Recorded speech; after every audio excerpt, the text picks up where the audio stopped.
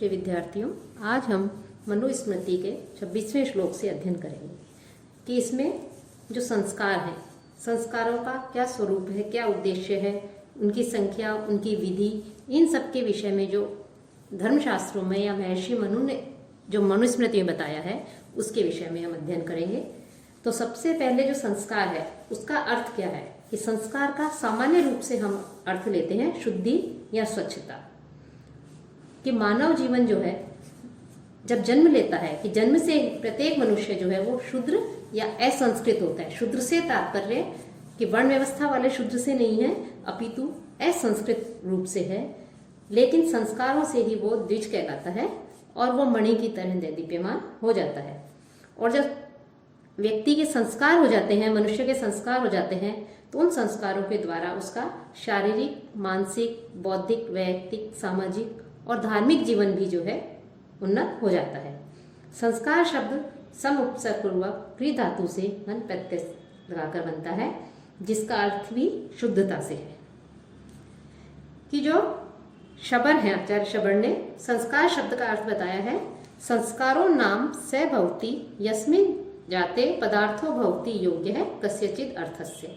अर्थात संस्कार वह है जिसके यौन होने से कोई पदार्थ या व्यक्ति किसी कार्य के को करने के योग्य हो जाता है। कि किसी भी कार्य के लिए जब योग्य हो जाता है तो वो योग्य होने के लिए संस्कार होना आवश्यक है। कि संस्कार होने के पश्चात ही कोई व्यक्ति जो है किसी कार्य के योग्य होता है। तंत्र वार्तिक के अनुसार योग्यतां चादधानः क्रियाः संस्कारा इति उच्यते। अर्थात संस्कार वे क्रियाएं या रीतियां हैं जो योग्यता प्रदान करती हैं।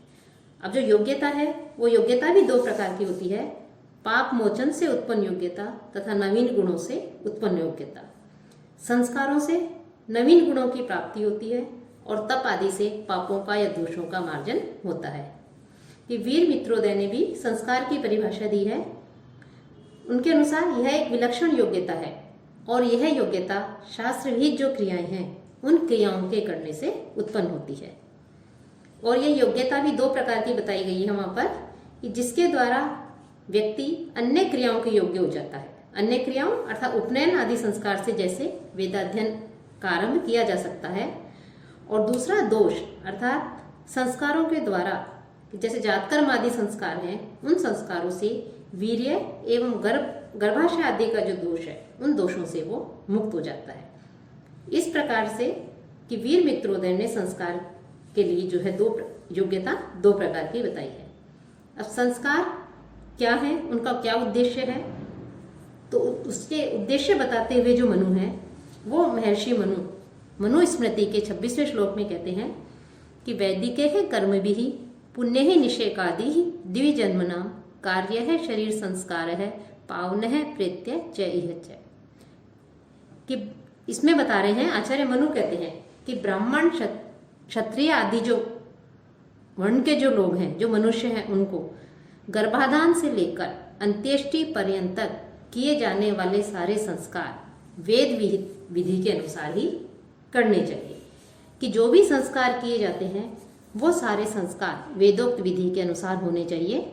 कि द्विजों के लोक और परलोक में सर्वत्र पवित्र करने वाले, पावन अर्थात पवित्र करने वाले जो गर्भाधान आदि जो शारीरिक संस्कार हैं, उन संस्कारों को वैदिक ही कर्म भी वैदिक मंत्रों से कैसे पवित्र, कि पवित्र या पुनीत जो वैदिक मंत्र हैं उन मंत्रों के सहित और विधि विधान पूर्वक जो है उनको संपन्न करना चाहिए। अब संस्कार संपन्न करने चाहिए, लेकिन संस्कार का उद्देश्य क्या है, क्यों करने चाहिए, इनका क्या फल है, तो इसके लिए कहते हैं मनु कि गार्भे होमे ही जात कर्म चौड़ मोंजी निबंधन ही वैजिकम गार्भिकम चयनो द्विजानाम अपनृज्यते। कि गार्भे ही होमे ही कि द्विज वर्ण जो है उन वर्णों के वीर्य दोष और जो गर्भ दोष है उन गर्भ दोषों को शुद्ध करने वाले होमे है कि जो होम आदि हैं उनसे, और जात कर्म चूड़ाकर्म और मौंजी बंधन। कि जात कर्म चौड़ अर्थात चूड़ाकर्म और मौंजी बंधन कि मौंजी बंधन आदि जो संस्कार हैं उन संस्कारों से जो भी वीर्य आदि जो दोष होते हैं, द्विजादान द्विजातियों के वैजिकम गार्भिकम च, उनके वीर्य दोष और गर्भ दोष, ये सारे दोष जो है इन संस्कारों से इन्ह दोष अपमृज्यते, दूर हो जाते हैं। अर्थात वो सब जो वर्ण के जो लोग हैं ये सभी जो है संस्कारों के द्वारा फिर पवित्र हो जाते हैं। कि महर्षि मनु जो है, आचार्य मनु हैं, उनका कहना है कि गर्भाधान से लेकर अंत्येष्टि तक जो भी संस्कार किए जाते हैं उन सभी संस्कारों से मनुष्य के जो गर्भ तथा बीज से संबंधित जो दोष हैं वो दोष दूर हो जाते हैं। यहाँ महर्षि मनु के अनुसार संस्कारों का उद्देश्य जो दोष है या जो पाप हैं उनका निवारण करना है, उनको जो है दूर करना है। तो इस प्रकार से कि द्विज वर्णों के जो गर्भ आदि के दोष हैं या जो बीज आदि के दोष है, उन दोषों को दूर करने के लिए ही जो ये संस्कार किए जाते हैं, इन संस्कारों से जो है वो सब दोष दूर हो जाते हैं। कि उन द्विजातियों में माता पिता के वीर्य एवं गर्भाशय के जो दोष हैं उन दोषों को गर्भाधान समय के होम तथा जातकर्म से, अर्थात जातकर्म जो संस्कार होता है, जन्म के समय जो संस्कार होता है, उस जातकर्म संस्कार से, चौल संस्कार से अर्थात मुंडन संस्कार से, तथा मूंज की मेखला आदि जो पहनने जाते हैं, मौंजी ये मूंज की मेखला आदि जो पहनते हैं अर्थात उपनयन संस्कार से ये सारे जो दोष दूर हो जाते हैं। कि वेदाध्ययन, व्रत, होम, त्रैविध व्रत, पूजा, संतानोत्पत्ति, वैदिक जो पंचमहायज्ञ बताए हैं उनसे, वैदिक यज्ञों से जो मानव शरीर है वो ब्रह्म प्राप्ति के योग्य बन जाता है। और जब ब्रह्म प्राप्ति के योग्य बनते हैं उसके लिए जो है उसको पवित्र होना आवश्यक है, सारे दोषों को दूर करना आवश्यक है। और वो जो दोष होते हैं मनुष्य के, और उन दोषों को दूर करने के लिए संस्कारों की आवश्यकता बताई गई है। तो मनु के अनुसार माता पिता के वीर्य और गर्भाशय के जो दोष होते हैं उन दोषों को दूर करने के लिए जो संस्कार आदि जो है किए जाते हैं, उन संस्कारों से वो सारे दोष दूर हो जाते हैं और वो मनुष्य जो है वो पवित्र हो जाता है। साथ ही जो अब स्वाध्याय आदि जो है, उस स्वाध्याय आदि का क्या अर्थ है, क्या जो है उसका फल है, उसका क्या लाभ है, इसके विषय में मनु जो है वो बताते हैं कि स्वाध्यायेन व्रते ही होमे ही त्रैविधि इज्जया सुते ही महायज्ञेश्च ब्राह्मीयम क्रियते तनु। कि स्वाध्याय के द्वारा, स्वाध्याय से तात्पर्य या वेदाध्ययन से है, कि स्वाध्याय के द्वारा अर्थात जो वैदिक जो ग्रंथ हैं उनके अध्ययन के द्वारा, वेदाध्ययन के द्वारा, व्रते ही होमे, जो व्रत आदि हैं उन व्रतों का पालन करके, होम आदि का संपादन करके, त्रैविधेन इज्जया, त्रिविध जो अनुष्ठान हैं उन अनुष्ठानों को करके, अर्थात देव तर्पण, ऋषि तर्पण, पितृ तर्पण आदि जो हैं, इन सब कार्यों को करने के पश्चात सुते ही जो पुत्र होता है वो महायज्ञ ही, जो महायज्ञ हैं उन महायज्ञों यज्ञ विधानों के संपादन से, यज्ञ ही कि जो महान यज्ञ हैं, पंच महायज्ञ अनुष्ठान आदि, और यज्ञ ही और अन्य जो यज्ञ आदि हैं उन यज्ञ आदियों को संपन्न करके उनके संपादन से इयम तनु, यह शरीर जो है वो ब्राह्मी क्रियते, ब्रह्म साक्षात्कार के योग्य बनाया जा सकता है। कि महर्षि मनु का कहना है कि वह मनुष्य जो है वो वेदाध्ययन करे, व्रत आदि जो उसके लिए विहित बताए हैं, चांद्रायण आदि जो व्रत हैं धर्म शास्त्रों में जो बताए हैं, उन व्रतों आदि का पालन करे, होम आदि का संपादन करे, और त्रिविध प्रकार की जो यज्ञ आदि हैं उन सब का जो है यज्ञ आदि करके उनको संपन्न करके, देव ऋषि पितृ आदि तर्पण करके, और इसके पश्चात जो सुते ही जो पुत्र आदि है उस पुत्र आदि को भी उत्पन्न करके, अर्थात पितृ ऋण से मुक्त होने के लिए पुत्र आदि को उत्पन्न करके, और अपने शरीर को जो है वो व्यक्ति फिर यज्ञ आदि का संपादन करके अपने शरीर को ब्रह्म साक्षात्कार के योग्य बना सकता है। तो यहाँ पर जो जातकर्म संस्कार बताया है, जातकर्म संस्कार क्या होता है, उन संस्कार के विषय में महर्षि मनु कहते हैं कि वैसे तो संस्कारों की संख्या के विषय में स्मृतिकारों में मतभेद रहा है। गौतम ने 40 संस्कार बताए हैं और आत्मा के 8 शील गुणों का भी वर्णन किया है। कुछ संस्कारों की संख्या जो है अलग अलग बताते हैं, अलग अलग उनकी संख्या बताई गई है। तो उसी क्रम में महर्षि मनु जो हैं, वो महर्षि मनु जो जातकर्म संस्कार है, उस जातकर्म संस्कार का वर्णन करते हुए उसका क्या स्वरूप है, उसके लिए कह रहे हैं कि प्रांग नाभि वर्धनात् पुंसो जातकर्म विधीयते मंत्रवत प्राशनम चस्य हिरण्य मधु सर्पिषा। अब जो जातकर्म संस्कार है, वो संस्कार वर्तमान में तो है, ये संस्कार एक तरह से लुप्त प्राय हो गया है, लेकिन जो संस्कार है, ये संस्कार कब किया जाता है, इसमें क्या किया जाता है, इसकी क्या विधि है, इसका वर्णन करते हुए महर्षि मनु जो हैं, वो महर्षि मनु कहते हैं कि पुंसः नाभि वर्धना, कि जो मनुष्य है, जो बालक है, उसका नाभि वर्धना कि नालक छेदन से पूर्व जातकर प्राक यानी उससे पहले ही जातकर्म विधीयते, जातकर्म संस्कार किया जाता है। कि बालक का जब नाल छेदन किया जाता है तो उस नाल, जिसे नाल काटना बोलते हैं, उससे पहले ही जो है ये जातकर्म संस्कार किया जाता है। और इस संस्कार में वो जो बालक है, उस बालक को मंत्रवत के मंत्रों के साथ में, मंत्रवत कि उस बालक को मंत्र सहित जो है हिरण्य मधु सर्पिषा, इस स्वर्ण मधु और जो घी है, घृत है, उसका जो है प्राशनम, उसका प्राशन कराया जाता है। कि इसमें बालक को जो है स्वर्ण के शलाका आदि से मधु एवं घी का प्राशन कराया जाता है।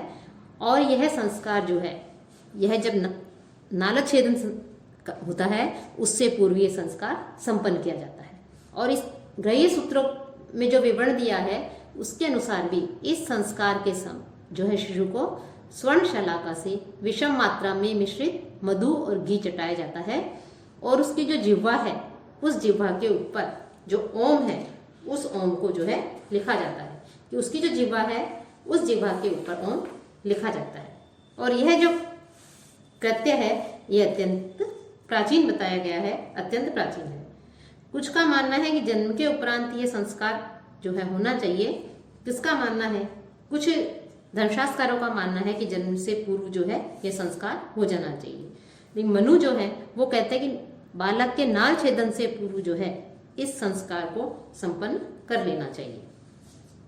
अब इसके पश्चात नामकरण संस्कार आता है, उसका क्या स्वरूप है, इसके विषय में महर्षि मनु कहते हैं नामधेयम दशम्याम तु द्वादशाम वा अस्य कारयेत पुण्य तिथो मुहूर्ते वा नक्षत्रे वा गुणान्विते। कि जो बालक है, उस बालक का नामकरण जो है संस्कार दशम्याम तु, दशमी, द्वादशाम या द्वादशी जो तिथि है या जो दिन है, कि जन्म से 10वें दिन या 12वें दिन या किसी पुण्य तीर्थों या किसी शुभ तिथि में, शुभ मुहूर्त में, पुण्य तिथो मुहूर्ते व नक्षत्रे, कि किसी शुभ तिथि में, किसी शुभ मुहूर्त में या शुभ नक्षत्र में जो है इस संस्कार को जो है संपन्न करा देना चाहिए। कि जन्म लेने वाला जो बालक है, जिसने जन्म लिया है, उस उत्पन्न शिशु का नामकरण संस्कार उसके जन्म से 10वें, 12वें या किसी शुभ तिथि को, शुभ मुहूर्त में या शुभ नक्षत्र में जो है ये संस्कार संपन्न करवा देना चाहिए। अब नामकरण संस्कार का क्या विधान है, जो है कैसे नाम होने चाहिए, उसके लिए कह रहे हैं मंगल्यम ब्राह्मणस्य स्यात् क्षत्रियस्य बलान्वितम वैश्यस्य धन संयुक्तम शूद्रस्य तु जुगुप्सितम। कि जो ब्राह्मण है, उस ब्राह्मण का नाम मांगल्यम के मांगलिक शब्दों से युक्त होना चाहिए, मांगलिक व्रत होना चाहिए। क्षत्रिय का नामकरण जो है वो बलवाचक शब्दों वाला होना चाहिए।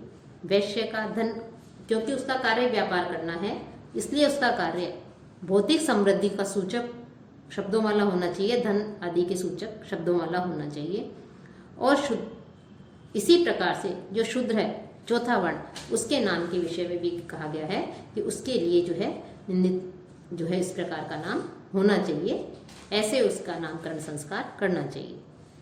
अब नामकरण जो है उस संस्कार का आगे इसी के स्वरूप के लिए कह रहे हैं कि शर्मवत ब्राह्मणस्य स्याद राज्ञो रक्षा समन्वितम वैश्यस्य पुष्टि संयुक्तम शूद्रस्य प्रैश्य संयुक्तम। कि जो ब्राह्मण है, ब्राह्मण जो आदि जो है उनका नाम शर्मवत कि जो है कल्याण सूचक होना चाहिए। राजा का रक्षा समन्वितम, रक्षा सूचक होना चाहिए, रक्षा परक होना चाहिए। वैश्य का पुष्टि परक होना चाहिए और शूद्र का नाम जो है उदास्य परक होना चाहिए। इस प्रकार से जो है यहाँ पर इन चारों वर्णों के नाम के विषय में बताया गया है।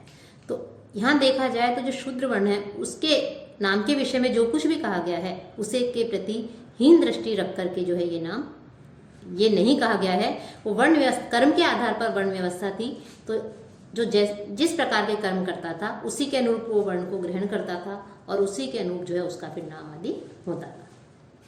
अब स्त्रियों का नाम किस प्रकार से रखना चाहिए? स्त्रीणाम सुखोद्यम अक्रूरम विस्पष्टार्थम मनोहरम मंगल्यम दीर्घ वर्णांतम आशीर्वादाभिधानम। कि स्त्रियों का नाम जो है वो सुखपूर्वक, सुखोद्यम कि सुखपूर्वक जिसे बोलने में आसानी हो, सरलता से जिसका उच्चारण किया जाए ऐसा होना चाहिए, और कठोर वर्णों से अक्रूरम कठोर वर्णों से रहित होना चाहिए। और विस्पष्टार्थम कि विशेष रूप से स्पष्ट अर्थ वाला होना चाहिए।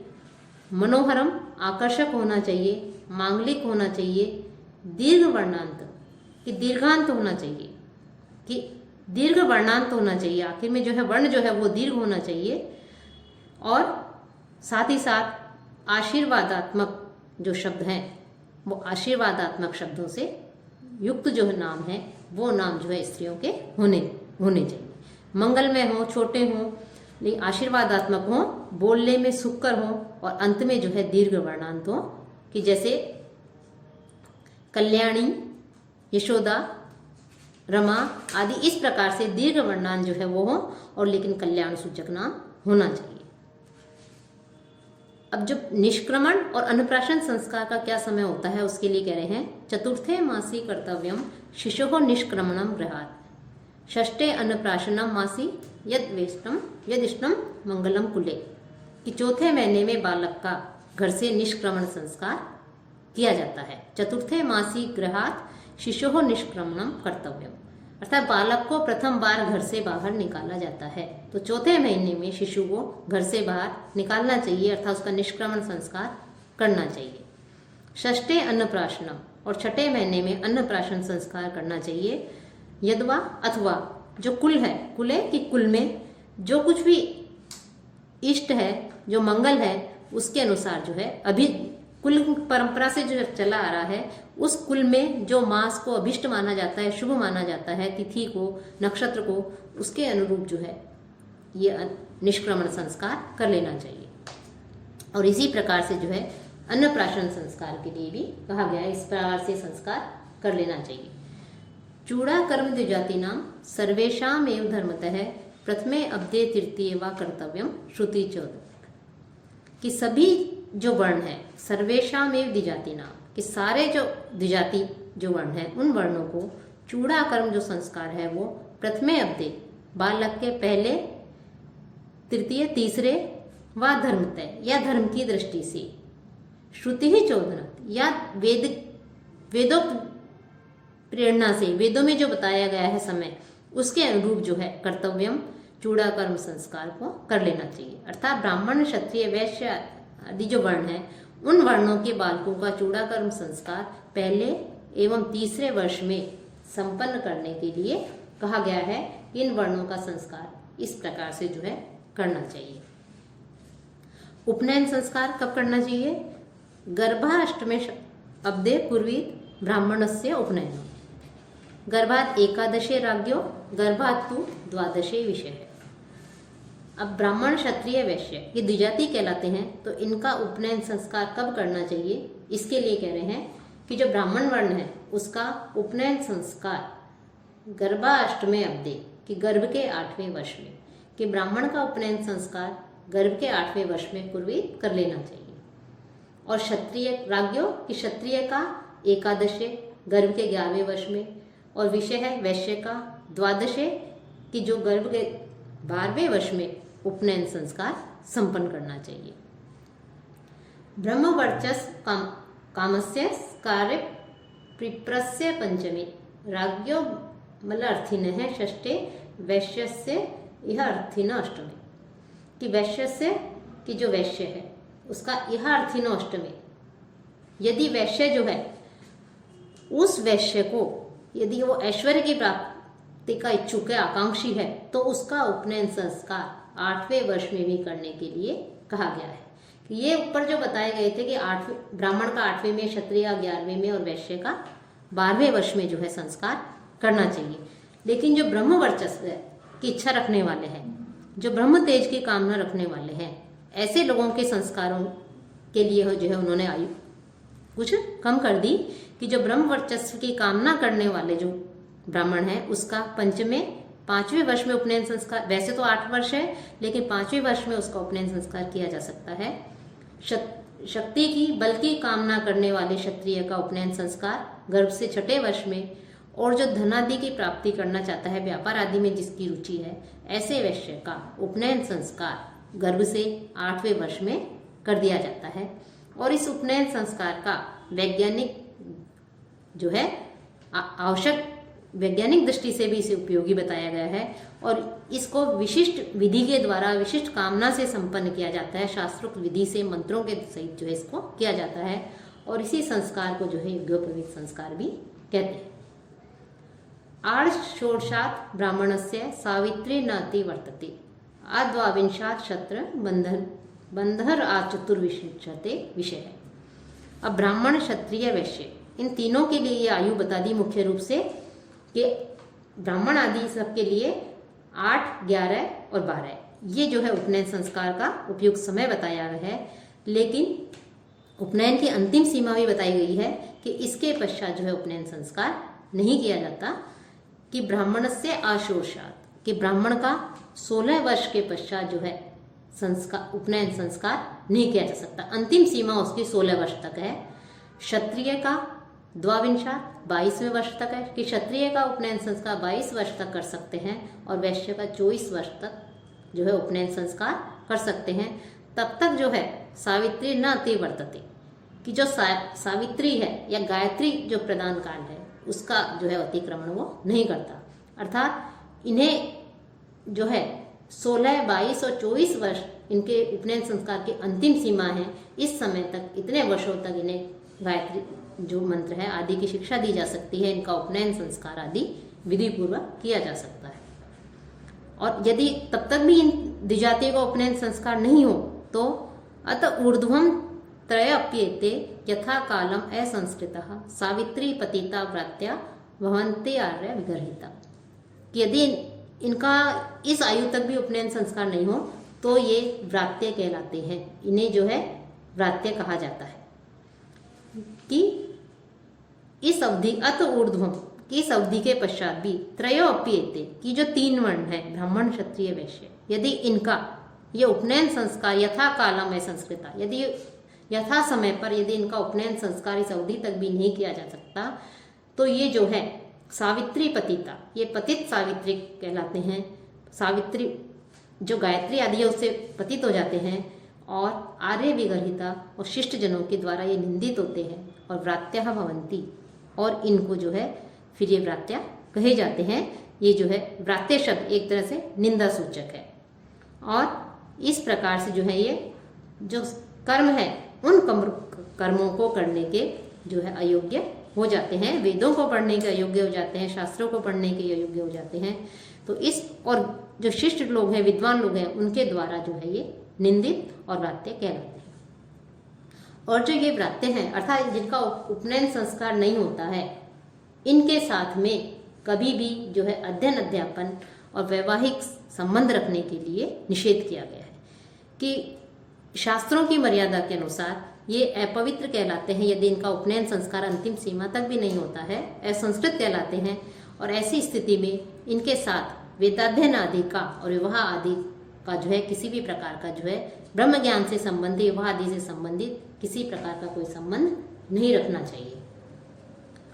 अब जो ब्रह्मचारी है उस ब्रह्मचारी की वेशभूषा किस प्रकार की होनी चाहिए उसके विषय में जो है अब बताएंगे। ये तो मुख्य रूप से जात कर्म के विषय में बताया, संस्कार, अन्नप्राशन के विषय में बताया, निष्क्रमण और जो उपनयन संस्कार है, कब उपनयन संस्कार किया जाता है तीनों वर्णों का, इसकी अंतिम सीमा क्या है, और तब तक भी अंतिम सीमा तक भी उपनयन संस्कार नहीं हो तो वो क्या व्रात्य कहलाते हैं और इनके साथ किसी प्रकार का संबंध नहीं रखना चाहिए, इसका वर्णन किया। अब जो ब्रह्मचारी है, उस ब्रह्मचारी की वेशभूषा कैसी होनी चाहिए, वो कैसी जो है मेखला को धारण करे, कैसे वस्त्रों को धारण करे, यज्ञोपवीत कैसा हो, दंड आदि उसका कैसा हो, इसके विषय में जो है वो महर्षि मनु वर्णन करेंगे।